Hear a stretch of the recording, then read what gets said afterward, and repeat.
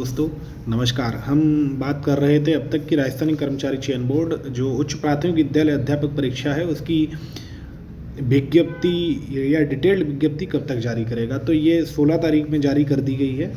इसमें मैं आपको इसकी पूरी एक बार एनालिसिस करके बता देता हूँ कि देखिएगा, बोर्ड द्वारा प्राथमिक और विद्यालय अध्यापक लेवल द्वितीय कक्षा 6 से 8 तक सीधी भर्ती के अंतर्गत राजस्थानी पंचायती राज अधिनियम 1996 और राजस्थान अनुसूचित क्षेत्र अधीनक मंत्रालय की चतुर्थ श्रेणी के अनुसार इसमें विभिन्न पदों पर सीधी भर्ती हेतु निर्धारित योग्यताधारी आवेदकों से ऑनलाइन आवेदन पत्र आमंत्रित किए जाते हैं।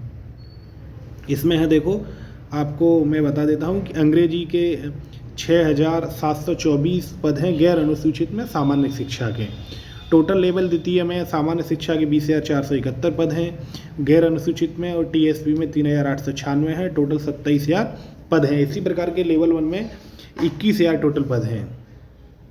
इसका ये नोट, यदि कोई अभ्यर्थी अध्यापक लेवल द्वितीय भर्ती में एक से अधिक विषय के लिए आवेदन करने की योग्यता रखता है तो उसे प्रत्येक विषय के लिए अलग अलग आवेदन करना होगा। यदि कोई अभ्यर्थी किसी विषय के सामान्य एवं विशेष शिक्षा दोनों के पदों हेतु निर्धारित योग्यता रखता है, ये समझ में आपके, मैं बता देता हूँ आपको कि यदि कोई आपका अभ्यर्थी है और वो दोनों के लिए आवेदन करना चाहता है, दोनों पदों के लिए आवेदन करना चाहता है तो वो कर सकता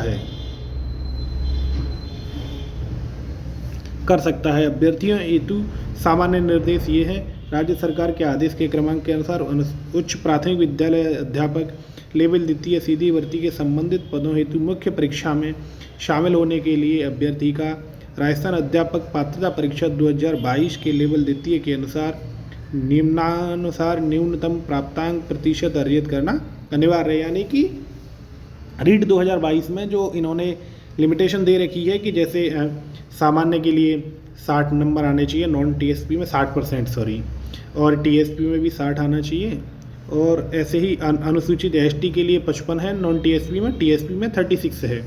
अनुसूचित एससी एससी ओबीसी एमबीसी एवं ईडब्ल्यूएस के लिए भी 55% कंपलसरी है। जो 12 की शहरिया जनजाति है उनके लिए 36% ही है। अभ्यर्थियों को ऑनलाइन आवेदन में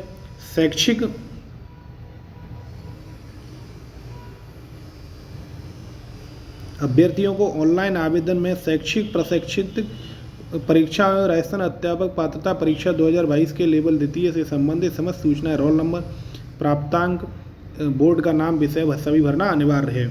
अभ्यर्थियों द्वारा आवेदन करते समय नियुक्ति हेतु इच्छित जिलों की क्रमबद्ध प्राथमिकता देनी अनिवार्य है। अभ्यर्थियों को एनटीएसपी एवं टीएसपी के जिलों की प्राथमिकता भरना अनिवार्य होगा। अध्यापक लेवल द्वितीय अध्यापक लेवल द्वितीय के पद हेतु वांछित शैक्षिक प्रशैक्षिक योग्यता सहित राजस्थान अध्यापक पात्रता परीक्षा यानी रीट 2022 के लेवल द्वितीय में उत्तीर्ण होना अनिवार्य है। ऑनलाइन आवेदन की प्रक्रिया, बोर्ड द्वारा आवेदन और एप्लीकेशन ऑनलाइन भरवाए जाएंगे जिन्हें राज्य के निर्धारित ई मित्र कियोस्क या सीएससी जन सुविधा केंद्र पर भरा जा सकता है। ऑनलाइन आवेदन पत्र भरने से पूर्व सर्वप्रथम अभ्यर्थी विस्तृत विज्ञापन पंचायती राज अधिनियम 1996 एनसीटी की अधिसूचना 23/8/10 29/7/11 तथा इसके संबंध में समय समय पर किए गए संशोधन का सावधानी पूर्वक अध्ययन करके समय की पात्रता सुनिश्चित करने के उपरांत ही आवेदन करें। ऑनलाइन आवेदन करने के लिए अभ्यर्थियों को बोर्ड के ऑनलाइन पोर्टल rsmssb.rajasthan.gov.in पर अप्लाई करना होगा। SSO ID से अप्लाई होगा एवं रिक्वायरमेंट पोर्टल का चयन होगा। अभ्यर्थी अप्लाई नाउ पर क्लिक करेगा। उसके बाद अभ्यर्थी जिस पद के लिए आवेदन करना चाहता है उस पद के विकल्प पर क्लिक करेगा। उसके पश्चात अभ्यर्थी को चयनित पद का आवेदन खुलेगा। आवेदन में अभ्यर्थी सर्वप्रथम read exam, level, year, roll number का विवरण डाल देगा तो गेट डाटा ऑप्शन पे जाएगा तो उसमें ऑप्शन खुल जाएगा। समझ पा रहे हो? ये सर्च ऑप्शन आएगा, ये सर्च ऑप्शन पे जाते ही वो सर्च ऑप्शन खुल जाएगा। सर्च ऑप्शन खुल जाएगा तो उसमें अभ्यर्थी का नाम, पिता का नाम, माता का नाम, जन्म तिथि, रीट के अनुसार ही प्रदर्शित होंगे, जिनमें कोई संशोधन अपन नहीं कर सकते। संशोधन हेतु प्रार्थी को माध्यमिक शिक्षा बोर्ड को से संपर्क करना पड़ेगा। शेष विवरण आवेदन पत्र के अनुरूप भरा जाएगा। समस्त विवरण भरे जाने के बाद संतुष्ट हो जाने की स्थिति में उसको फॉर्म का प्रीव्यू उपलब्ध होगा। प्रीव्यू के बाद में फाइनल सबमिट होगा। सबमिट के बाद आवेदन शुल्क जमा किया जाएगा। अभ्यर्थी का ऑनलाइन आवेदन क्रमांक जनरेट हो जाएगा, यानी कि आवेदन number, application number, application ID जिसको अपन कहते हैं, जनरेट हो जाएगा।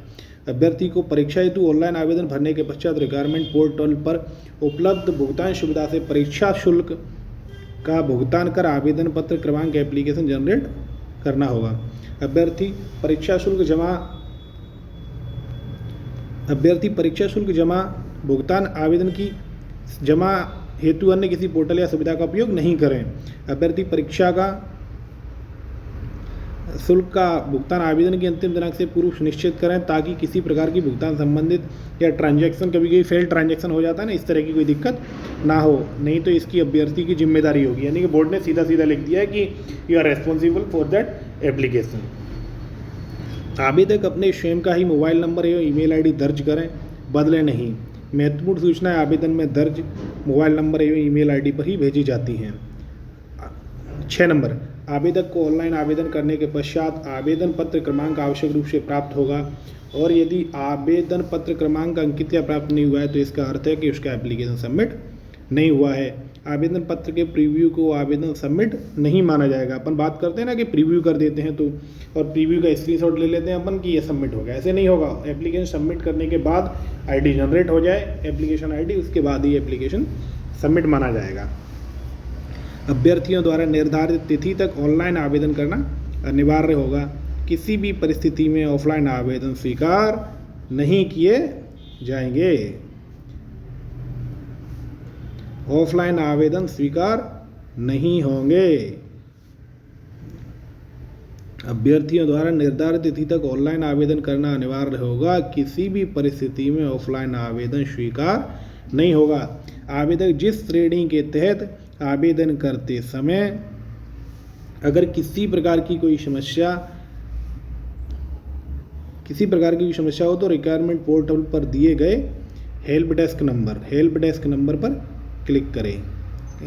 ईमेल हेल्प डेस्क पर क्लिक करने के बाद में ईमेल पर संपर्क करें। ई मित्र हेल्पलाइन नंबर पर एवं ऑनलाइन आवेदन संबंधी समस्या के हेल्पलाइन नंबर पर संपर्क करें। ये जो नंबर दिया हुआ है इस पर संपर्क करें। आवेदक जिस श्रेणी के तहत आवेदन करने हेतु पात्र, उसी श्रेणी में ऑनलाइन आप जिसके लिए पात्र हो उसी में अप्लाई करें। गलत सूचना नहीं दें और तथ्य छुपाएं नहीं, क्योंकि बोर्ड फिर उसके अनुसार अभ्यर्थी पर कार्रवाई करने के लिए स्वतंत्र होगा। ऑनलाइन एप्लीकेशन फॉर्म में समस्त वांछित सूचनाएं अवश्य अंकित करें। ऑनलाइन आवेदन भरने से पूर्व बोर्ड की वेबसाइट पर उपलब्ध इस विज्ञप्ति को ध्यानपूर्वक पढ़ लें। पहले पूरी विज्ञप्ति डिटेल पढ़ लें, उसके बाद ही अप्लाई करें। इसमें दिए गए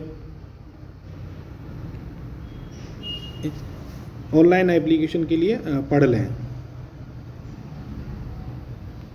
इसमें ऑनलाइन एप्लीकेशन फॉर्म में समस्त वांछित सूचनाएं अवश्य पढ़ें एवं विज्ञप्ति को पढ़ लें। उसके बाद दिशा निर्देशों को ध्यान में रखते हुए कोई भी गलत सूचना या अपूर्ण भरने पर आवेदक का आवेदन पत्र रद्द होकर उसे परीक्षा में प्रवेश नहीं दिया जाएगा, जिसकी जिम्मेदारी आवेदक की होगी, तथा गलत सूचना या आवेदन के सुधार हेतु पत्र व्यवहार स्वीकार नहीं किया जाएगा।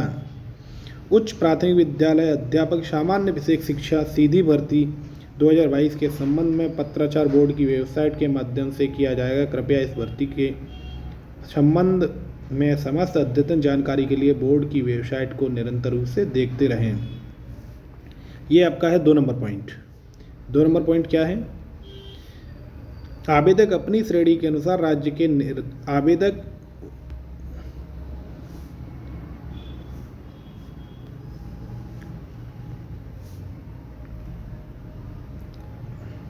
आवेदक अपनी श्रेणी के अनुसार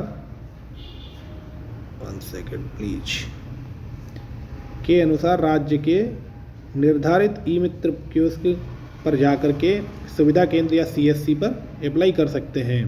सामान्य वर्ग, क्रीमी लेयर के अन्य पिछड़ा वर्ग एवं अति पिछड़ा वर्ग के लिए ₹450 फीस है। राजस्थान के नॉन क्रीमी लेयर के लिए 350 है।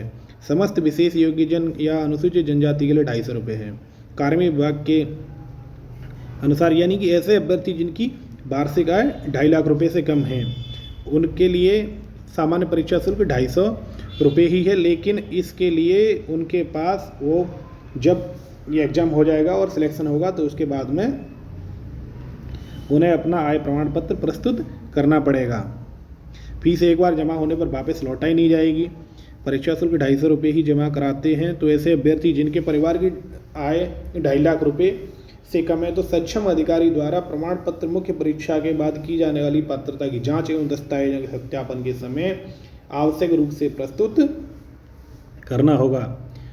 यानी कि उसके पास इनकम सर्टिफिकेट होना चाहिए। उच्च प्राथमिक विद्यालय अध्यापक लेवल द्वितीय की सीधी भर्ती के अंतर्गत विषयवार, जिलेवार एवं वर्गवार रिक्त पदों का विवरण निम्न प्रकार है। अनग्जर 1 2 3 4 6 7 से 3 4 5 6 7 8 9 10 11 12 13 40 50 60 70 80 90 20 21 22 23 24 25 26 27 28 29 13। ये देखो ये आ गया है 50 तक है टोटल। पदों की बढ़ोतरी ये देखिए इसमें बोर्ड ने फिर लिखा है कि पदों की बढ़ोतरी या कमी का अधिकार बोर्ड के पास सुरक्षित है। विशेष सूचना अनुसूचित जाति, अनुसूचित जनजाति, अन्य पिछड़ा वर्ग, अति पिछड़ा वर्ग, आर्थिक रूप से कमजोर वर्ग के अभ्यर्थियों के लिए नियमानुसार आरक्षण दिया होगा। 17/1/2013 के अनुसार किसी विशेष वर्ग में सीधी भर्ती के लिए राजस्थान से अनुसूचित जाति, अनुसूचित जनजाति के पात्र एवं उपयुक्त अभ्यर्थी उपलब्ध नहीं होने की दशा में उनके लिए इस प्रकार आरक्षित रिक्तियों को 3 वर्षों के लिए अग्रणित किया जाएगा। परंतु यह उपनियम के अधीन सामान्य प्रक्रिया के अनुसार रिक्तियों को भरा जाना पद आधारित रोस्टर के अनुसार किया जाएगा। राजस्थान के अन्य पिछड़ा वर्ग, अति पिछड़ा वर्ग एवं आर्थिक रूप से कमजोर वर्ग, EWS, OBC और ST के आवेदक पदों हेतु उपयुक्त आवेदक उपलब्ध नहीं होने पर इन पदों को सामान्य प्रक्रिया से भी भरा जाएगा। हम आगे चलते हैं। ये 10 नंबर पॉइंट है, जैसे कि 12 जिले की जो शहरिया जनजाति के लोग हैं के आवेदक पत्र में किसी कॉलम में स्पष्ट अंकन नहीं हो। 12 जिले के शहरी का राज्य सरकार के निर्देश क्रमांक 16/1/20 के अनुसार आरक्षण का लाभ दिया होगा। कोई भी ठीक है, हम आगे चलते हैं। उत्कृष्ट खिलाड़ी का आ गया ये, ठीक है। एसोसिएशन दिव्यांगजन का आ गया, दृष्टिबाधित 1% छूट है, ठीक है ठीक है ठीक है। ये हो गया विशेष शिक्षा HIMR हो गया, ठीक है ठीक है ठीक है ठीक है ठीक है ठीक है ठीक है। अब हम यहाँ बात कर लेते हैं, ठीक है। अनुसूचित क्षेत्र के अभ्यर्थी नोट, अनुसूचित क्षेत्र के अभ्यर्थियों के लिए वेतनमान, पात्रता एवं शैक्षणिक योग्यता, राष्ट्रीयता, आयु, पेंशन, विवाह, पंजीयन, परीक्षा शुल्क जमा कराने या ऑनलाइन आवेदन भरने एवं आवेदन में संशोधन की प्रक्रिया, नियुक्ति की योग्यताएं, प्रमाण पत्रों के सत्यापन, अनुचित साधनों की रोकथाम एवं परीक्षा का पाठ्यक्रम एवं इसकी संबंधी इत्यादि प्रावधान गैर अनुसूचित क्षेत्र के समान यथावत रूप से लागू होंगे। वेतनमान, अब वेतनमान पे बात करते हैं अपन, है ना। राजस्थान पंचायती राज अधिनियम 1996 के अनुसार नियमित परिवीक्षा काल में 23,700 रुपये देय होगा और वेतनमान 7वें वेतन आयोग के लेवल 10 के अनुसार देय होगा, ठीक है। पात्रता एवं शैक्षणिक योग्यता, उच्च प्राथमिक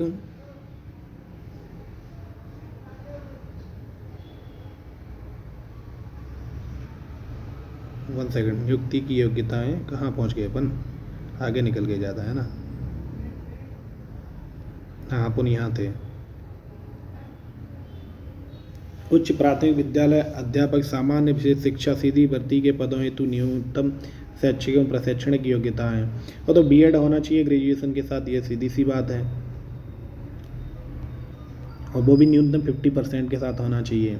स्नातक परीक्षा के न्यूनतम प्राप्तांक प्रतिशत के संबंध में ये आपको सीधी भर्ती 2022 के आवेदन हेतु पात्र होंगे। स्नातक स्तर पर अंकों के न्यूनतम प्रतिशत की शर्त उन पदाधिकारियों के मामले में लागू नहीं होगी जिन्होंने स्नातक प्रारंभिक शिक्षा में प्रारंभिक विद्यालय द्विवर्षीय डिप्लोमा में दिनांक 29 जुलाई 2011 से पहले दाखिला लिया हो।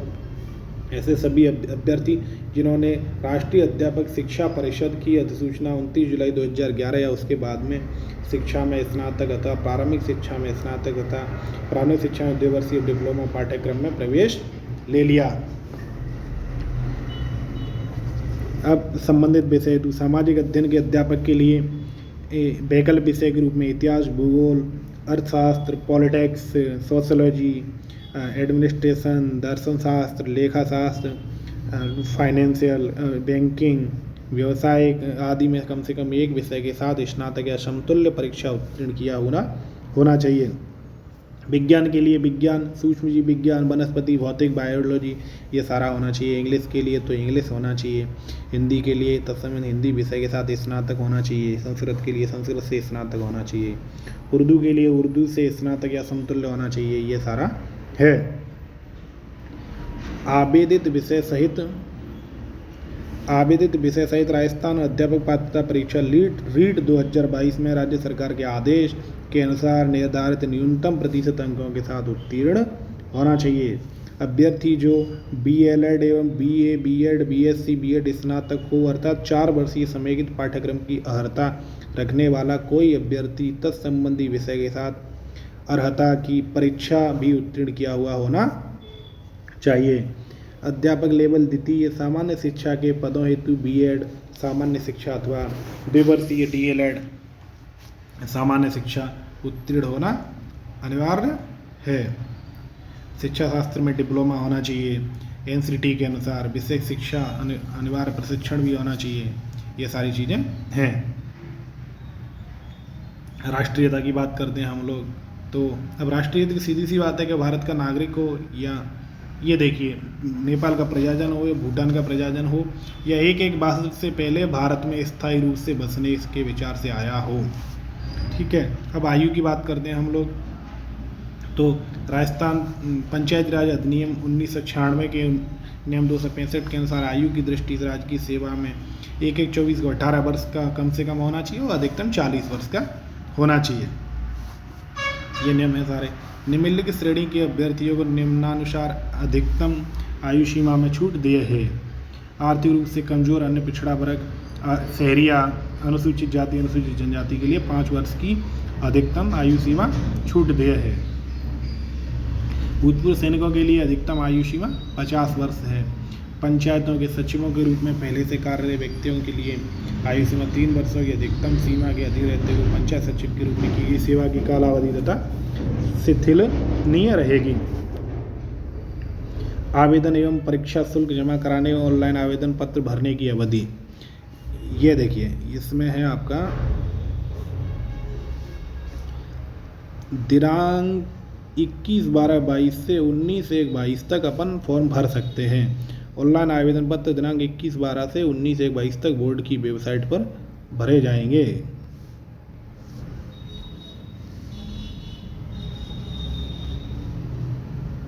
इक्कीस 12/22 से 19/1/22 तक बोर्ड की वेबसाइट पर भरे जाएंगे। परीक्षा का आयोजन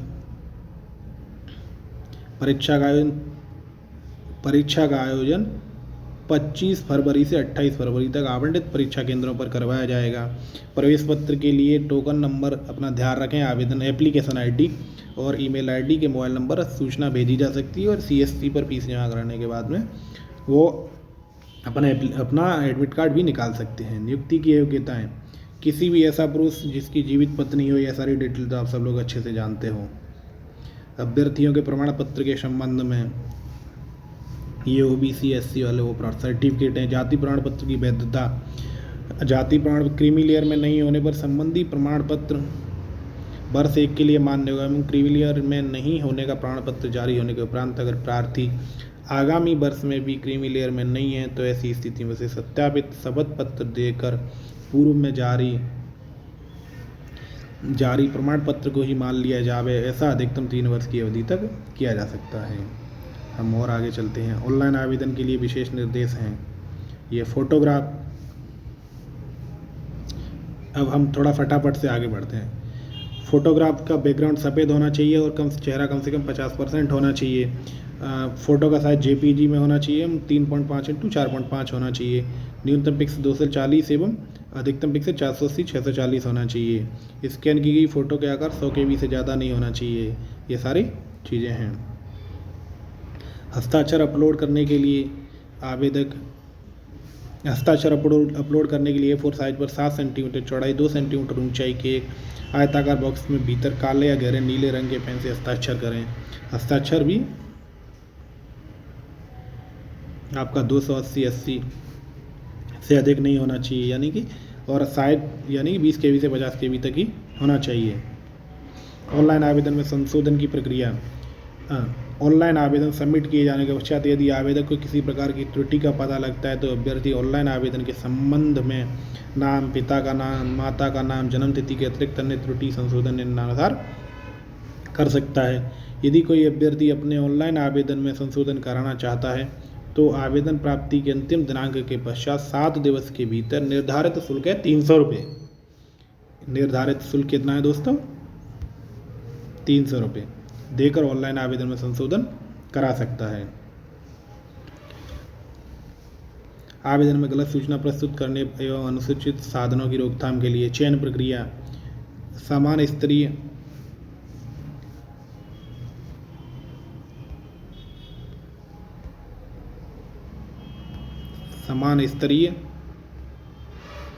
मेरिट प्राप्त करने वाले 2 या 2 से अधिक अभ्यर्थियों के समान प्राप्तांक होने पर इन अभ्यर्थियों की जन्म तिथि के आधार पर वरीयता दी जाएगी। जन्म तिथि तथा प्राप्तांक समान होने पर अभ्यर्थी को उच्च शैक्षणिक योग्यता के आधार पर वरीयता दी जाएगी। उच्च शैक्षणिक योग्यता एवं जन्म तिथि समान होने की स्थिति में अभ्यर्थी निर्धारित शैक्षणिक योग्यता प्राप्तांकों प्रतिशत के आधार पर वरीयता दी जाएगी। उच्च प्राथमिक विद्यालय सामान्य के लिए ये 300 नंबर का एग्जाम होगा। एक ही प्रश्न पत्र होगा, समय 2.5 घंटे का होगा, कुल 150 क्वेश्चन होंगे। ये बात सिलेबस पे आती है। जो ज्योग्राफी 80 नंबर की होगी इसमें, ठीक है। आपकी ज्योग्राफी में होगा राजस्थान का भौगोलिक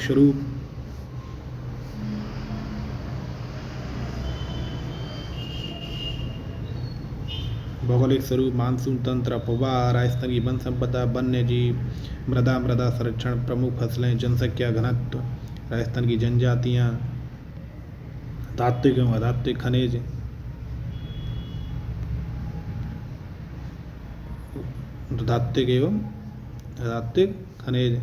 राजस्थान के ऊर्जा संसाधन, पर्यटन स्थल, राजस्थान में यातायात के साधन, इतिहास में प्राचीन सभ्यता, कालीबंगा, आहड़, गणेश्वर, बालाथर, बेलाट, राजस्थान की महत्वपूर्ण ऐतिहासिक घटनाएं, राजवंश, उनकी प्रशासनिक एवं राज्य व्यवस्था, राजस्थान की स्थापत्य कला, किले, स्मारक, बावड़ी, हवेलियाँ, राजस्थान के मेले, लोक कला, त्योहार, लोक संगीत,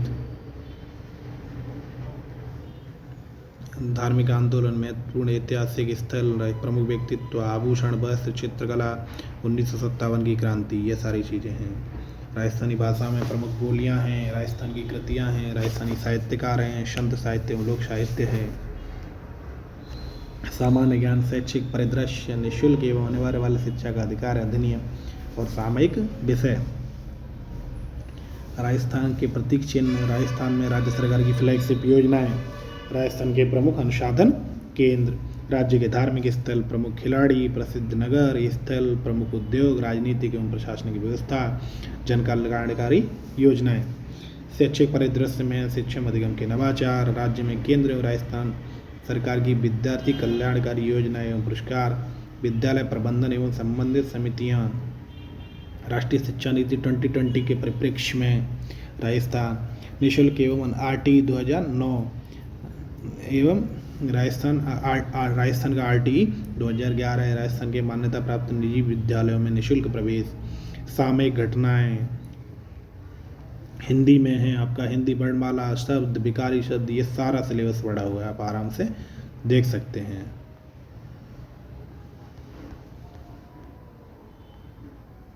मैं ये और आगे बढ़ गया एकदम ज़्यादा।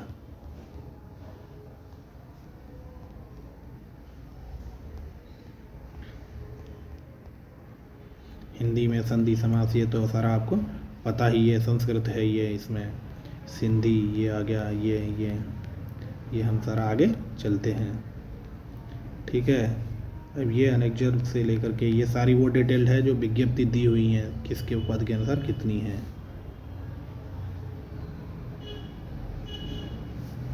किस पद के अनुसार कितनी विज्ञप्ति दी हुई हैं, इस तरीके से है सारा।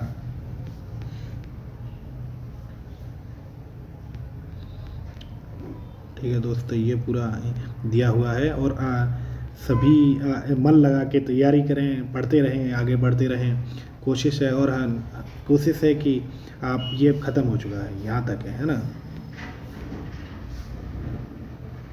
ये लास्ट इसका यहाँ तक है। सब लोग पढ़ते रहें, आगे बढ़ते रहें। हमारी कोशिश है कि हम आपको कुछ ना कुछ समझाते रहें और ये जिलेवार लिस्ट भी दी हुई है और आपसे उम्मीद है कि हमारी दी हुई जानकारी आप लोगों को समझ में आई होगी। और यदि हमारी दी हुई जानकारी आपको समझ में आई है और पसंद आ रही है तो चैनल को लाइक, शेयर और सब्सक्राइब भी कर दें। सभी का धन्यवाद, आप हमारे साथ जुड़े हुए हैं। हमारी कोशिश रहेगी कि हम आपको अधिक से अधिक और अच्छे से अच्छा पैटर्न उपलब्ध करवाएं। Thank you. लगे रहो, सब अच्छे से पढ़ाई करो। किसी भी प्रकार की चीज़ों के लिए या कन्फ्यूजन हो रहा है तो जीके वाला ऑफिशियल टेलीग्राम चैनल से जुड़ जाएं और जीके वाला ऑफिशियल चैनल को सब्सक्राइब करें। Thank you, all the best.